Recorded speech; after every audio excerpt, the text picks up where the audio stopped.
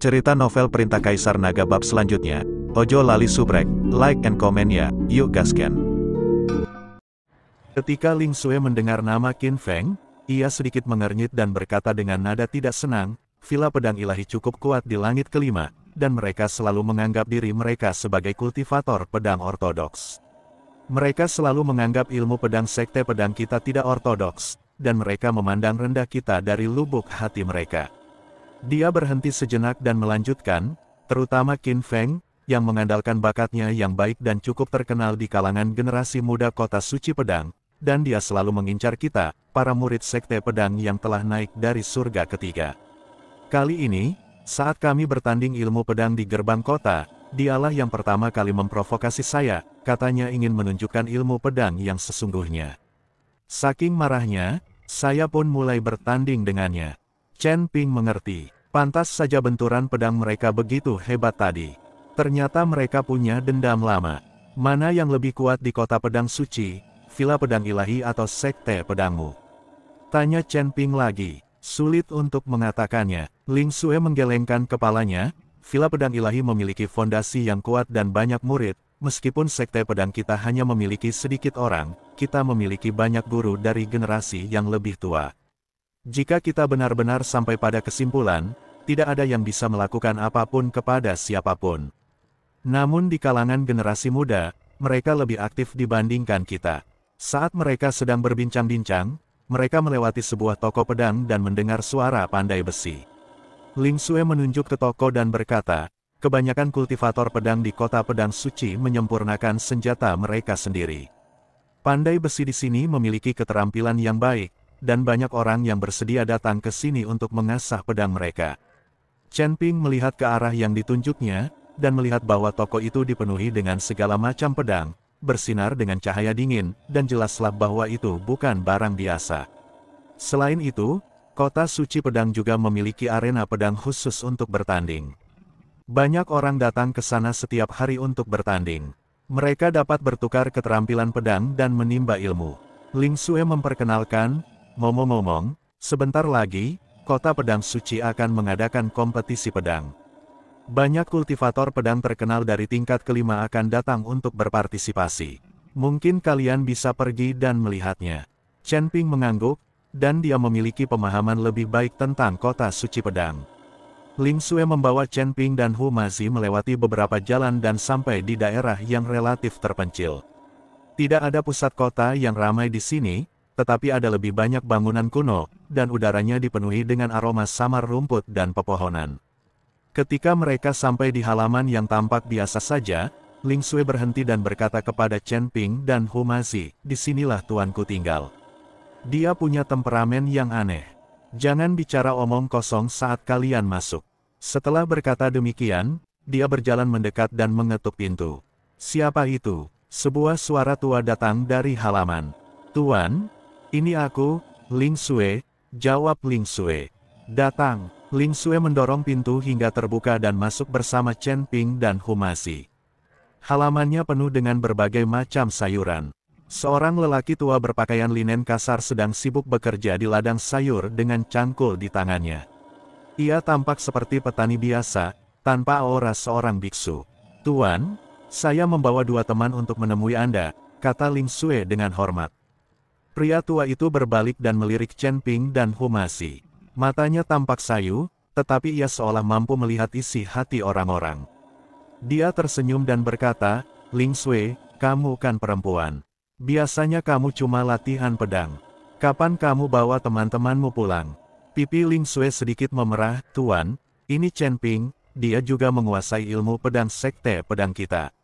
Mendengar ini, mata lelaki tua itu berbinar-binar, dan ia menatap Chen Ping dengan saksama. Oh, kau tahu ilmu pedang sekte pedang kami. Anak muda, tunjukkan padaku keahlianmu. Chen Ping ragu sejenak. Ia tidak ingin terlalu mencolok, tetapi melihat penampilan lelaki tua itu, ia tampak bukan orang biasa. Mungkin ia benar-benar bisa mendapatkan informasi berguna darinya. Dia menarik napas dalam-dalam, dan kekuatan spiritual dalam tubuhnya beredar, dan pedang pembunuh naga muncul lagi di tangannya. Tidak ada gerakan ekstra yang aneh, hanya ayunan pedang sederhana. Pedang ini biasa saja, tetapi mengandung pesona unik, bagaikan awan dan air yang mengalir, alami dan spontan. Jurus ini persis seperti teknik pedang Liu Yun, yang ia pelajari dari reruntuhan Sekte Pedang. Mata lelaki tua yang awalnya keruh itu tiba-tiba menjadi cerah. Ia menatap lekat-lekat gerakan Chen Ping, dengan ekspresi terkejut di wajahnya. Hebat, sungguh teknik pedang Liu Yun yang hebat. Pria tua itu tak kuasa menahan diri untuk tidak mengagumi. Meskipun kau hanya menguasai dasar-dasarnya, kau menguasai mantranya dengan tepat. Kau jauh lebih hebat daripada Ling Xue. Ling Xue mengerutkan bibirnya dengan ketidakpuasan, tetapi tidak membantah. Jelas dia setuju dengan penilaian lelaki tua itu. Pria tua itu meletakkan cangkulnya, berjalan mendekati Chen Ping, dan menatapnya dengan saksama. Anak muda, di mana kau belajar ilmu pedangmu? Katakan dengan jujur. Chen Ping tahu bahwa dia tidak bisa menyembunyikannya, jadi dia berkata dengan jujur, saya mempelajarinya di sebuah relik di surga ketiga. Saya tidak tahu bahwa itu adalah sekte pedang. Mendengar ini, lelaki tua itu tampak sedih. Aduh, itu memang gerbang gunung sekte pedang kita. Dulu, sekte pedang kita adalah salah satu sekte terkuat di surga ketiga. Aku tidak menyangka akan berakhir seperti ini. Dia menghela napas dan berkata kepada Chen Ping dan Humazi, mari kita bicara di dalam. Beberapa orang masuk ke ruangan itu. Ruangan itu berperabotan sederhana, hanya sebuah meja dan beberapa kursi. Orang tua itu menuangkan secangkir teh untuk mereka dan berkata, namaku Mo Chen, dan aku dulunya adalah pemimpin sekte pedang. Ketika sekte menghadapi bencana, saya memimpin beberapa pengikut untuk melarikan diri dari surga ketiga, dan baru saat itulah garis keturunan saya terpelihara. Chen Ping dan Humazi sama-sama sedikit terkejut. Mereka tidak menyangka bahwa lelaki tua yang tampak biasa ini sebenarnya adalah mantan pemimpin sekte pedang. Senior Mo Chen, apakah kamu tahu istana Dao Jahat? Chen Ping bertanya langsung ke intinya. Ekspresi Mo Chen sedikit berubah ketika mendengar ini, Aula Dao Jahat. Kenapa kau bertanya pada mereka? Saya punya dendam terhadap mereka dan ingin membalas dendam pada mereka. Chen Ping berkata dengan suara berat, mereka ikut serta dalam pemusnahan klan temanku Hu dan mengambil jiwa para anggota klan. Humazi pun berkata dengan penuh semangat, Senior Mo Chen, kau harus membantu kami. Kita harus menyelamatkan jiwa rakyat kita dan membalaskan dendam mereka. Mo Chen terdiam sejenak, lalu berkata, Istana Dao Jahat sangat kuat di langit kelima, dan mereka bertindak tanpa ampun. Mereka ahli dalam mengumpulkan roh dan mempraktikkan keterampilan jahat, sehingga banyak kekuatan yang enggan memprovokasi mereka. Jika kau ingin membalas dendam pada mereka, aku khawatir itu tidak akan semudah itu. Betapapun sulitnya, kita harus mencobanya. Tatapan Chen Ping tajam. Selama aku bisa menemukan kuil cabang mereka, aku akan menyelamatkan jiwa keluarga Hu bahkan jika itu mengorbankan nyawaku. Mo Chen menatap mata Chen Ping yang penuh tekad dan mengangguk, anak baik, kau punya nyali. Namun, aula cabang aula Dao Jahat tersembunyi sangat dalam dan dijaga ketat. Mustahil bagi kalian berdua untuk masuk. Lalu apakah kamu tahu di mana kuil cabang mereka? Tanya Chen Ping. Mo Chen menggelengkan kepalanya, aku juga tidak tahu lokasi persisnya. Aula Dao Jahat beroperasi secara rahasia. Hanya sedikit orang yang tahu tentang aula cabang mereka. Hanya beberapa pejabat tinggi yang tahu situasinya. Chen Ping sedikit kecewa, tetapi dia tidak menyerah. Apakah Anda kenal seseorang yang mungkin tahu lokasi cabang kuil Dao Jahat? Namun, kekuatan di balik gedung berita sangat misterius, dan sulit untuk mengetahui apakah berita itu benar atau salah, jadi Anda harus berhati-hati. Terima kasih atas informasinya, senior. Chen Ping berdiri dan berkata, ayo kita ke gedung berita dan melihatnya.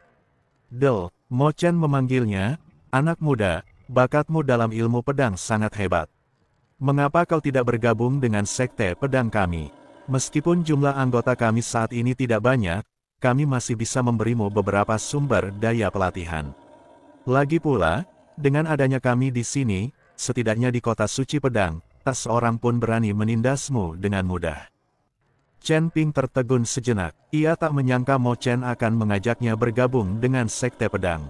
Dia berpikir sejenak dan berkata, saya menghargai kebaikan Anda, tetapi saya hanya ingin balas dendam sekarang, jadi saya khawatir saya tidak punya waktu untuk tinggal di sekte pedang untuk berlatih. Mendengar ini, Mo Chen mengelus jenggot abu-abunya, senyumnya tetap ada, tetapi tatapan matanya lebih serius. Anak muda, aku tahu kamu punya kekhawatiran dan takut terlibat dalam pertikaian antara sekte pedang kita dan Villa Pedang Ilahi. Tapi kau ahli dalam ilmu pedang sekte pedang, dan kau punya hubungan dekat dengan sekte pedang kami.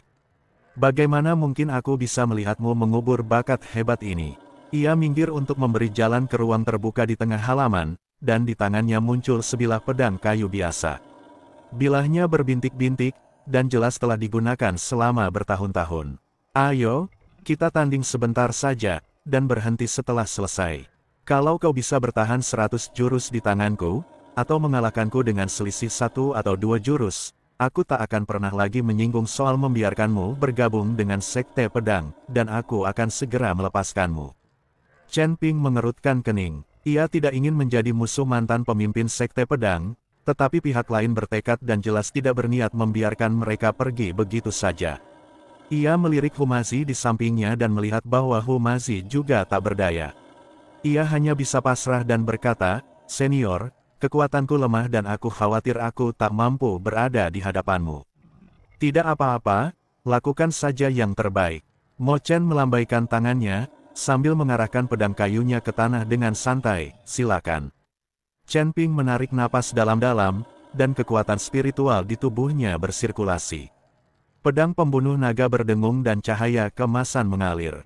Dia tahu bahwa pertempuran ini tidak dapat dihindari dan dia harus bertarung dengan seluruh kekuatannya. Tubuhnya bergerak, dan ilmu pedangnya dilepaskan. Cahaya pedang bagaikan aliran air yang bergemuruh, menyapu Mo Chen dengan serangan tanpa henti. Mata Mo Chen berbinar dan dia memuji, "Bagus." Pedang kayu di tangannya terayun ringan, tampak lambat, tetapi dia selalu mampu menangkis pedang pembunuh naga di saat-saat kritis. Suara, ding-ding-dang-dang, terus bergema. Meskipun gerakan pedang Chen Ping cepat, ia masih belum mampu menembus pertahanan Mo Chen. Pedang kayu biasa itu seakan memiliki kehidupan di tangannya. Terkadang bagaikan akar pohon tua, kokoh bagai gunung Tai, terkadang bagaikan ular yang muncul dari gua, luar biasa cepatnya. Setelah puluhan gerakan, dahi Chen Ping dipenuhi keringat dan dia terkejut. Ia bisa merasakan Mo Chen sama sekali tidak mengerahkan seluruh kekuatannya. Setiap tangkisan yang ia buat tepat sasaran, yang tidak hanya menetralkan serangannya tetapi juga tidak melukainya sama sekali, seolah-olah ia sedang mengajarinya ilmu pedang. "Senior, jika kamu tidak berusaha sekuat tenaga, aku akan mengaku kalah." Chen Ping menyimpan pedangnya dan melangkah mundur, sambil berkata dengan suara berat. Mo Chen tersenyum dan berkata, "Baiklah, kalau begitu aku akan menunjukkan kepadamu hakikat sebenarnya ilmu pedang sekte pedang." Begitu dia selesai berbicara, tubuhnya bergetar dan pedang kayu itu menyerang dengan momentum yang kuat. Pedang ini tampak biasa saja, tetapi membuat Chen Ping merasa tidak ada jalan keluar dan ia hanya bisa menangkisnya dengan pedangnya secara horizontal. Dentang, dengan suara keras, Chen Ping merasakan kekuatan dahsyat datang, dan pedang pembunuh naga hampir terlepas dari tangannya. Ia terkejut dan mundur berulang kali, darahnya bergolak. Pada saat ini, Mo Chen tiba-tiba menyingkirkan tangan kirinya, memegang pedang hanya dengan tangan kanannya, dan berkata dengan ringan, "Aku akan menggunakan satu tangan, coba lagi." Sekilas terlihat kekeras-kepalaan dan keengganan untuk mengakui kekalahan di mata Chen Ping, lalu dia mengangkat pedangnya dan melangkah maju lagi.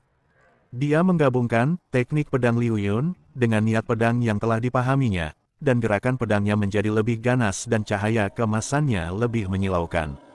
Namun, meskipun Mo Chen hanya menggunakan satu tangan, pedangnya tetap sekuat dinding tembaga, dan betapapun Chen Ping menyerang, ia tak mampu menggoyahkannya. Sebaliknya, ia berulang kali berada dalam bahaya selama serangan balik Mo Chen yang tampak acak. Setelah puluhan gerakan, Mo Chen mengangkat pedang kayunya dan mendarat tepat di punggung pedang pembunuh naga. Chen Ping merasakan pergelangan tangannya mati rasa dan ia tak mampu lagi memegang pedang pembunuh naga. Pedang itu terlepas dari tangannya dan tertancap di ladang sayur tak jauh dari sana dengan bunyi berdentang. Chen Ping berdiri di sana dengan linglung, menatap tangannya yang kosong, merasakan emosi yang campur aduk. Dia berusaha sekuat tenaga, bahkan dengan mengorbankan sebagian energi spiritualnya, tetapi dia bahkan tidak bisa mengalahkan satu tangan pun lawannya. Apakah ini kekuatan seorang pendekar pedang ulung?